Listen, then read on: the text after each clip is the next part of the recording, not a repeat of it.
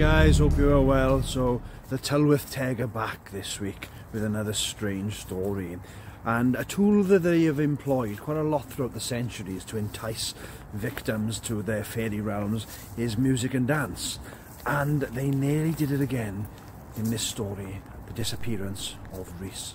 Two farm servants named Rhys and Llewellyn were one evening returning home from work when Rhys cried out that he heard the fairy music. Llewellyn could hear nothing, but Rhys said it was a tune to which he had danced 100 times, and he would again at once. "Go on," he said, "and I'll soon catch you up." Llewellyn objected, but Rhys stopped to hear no more. He bounded away and left Llewellyn to go home alone, which he did, believing Rhys had merely gone off on a spree and would come home drunk before morning. But the morning came, and no Rhys. In vain searches were made, but still no Rhys.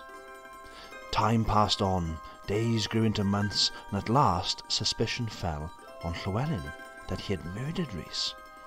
He was put in prison. A farmer learned in fairy lore suspected how it was, and proposed that he and a company of neighbours should go with poor Llewellyn to the spot he had last seen Rhys. They agreed and arrived at the spot. "Hush!" cried Llewellyn. "I hear music. I hear the sweet music of the harps." They all listened, but could hear nothing. "Put your foot on mine, David," says Llewellyn to one of the company. His own foot was on the outward edge of a fairy ring as he spoke. David put his foot on Llewellyn's, and so did they all, one after another. And then they heard the sound of many harps, and saw within a circle about 20 feet across great numbers of little people dancing round and round.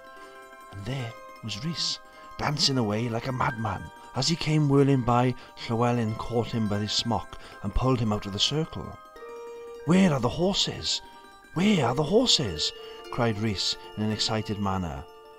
"Horses indeed," sneered Llewellyn in great disgust.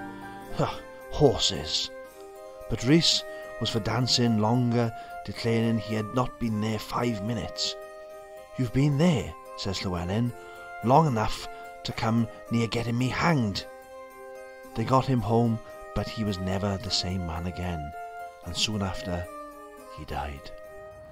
So another good story there involving the Tylwyth Teg causing a bit more mischief as normal.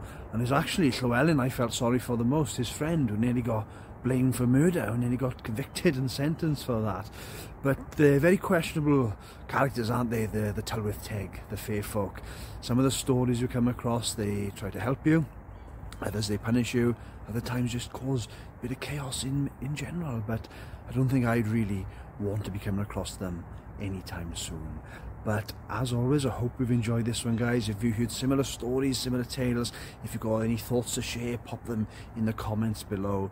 Remember to like and subscribe, and I will see you on the next one. And remember, as always, please be careful out there. See you soon.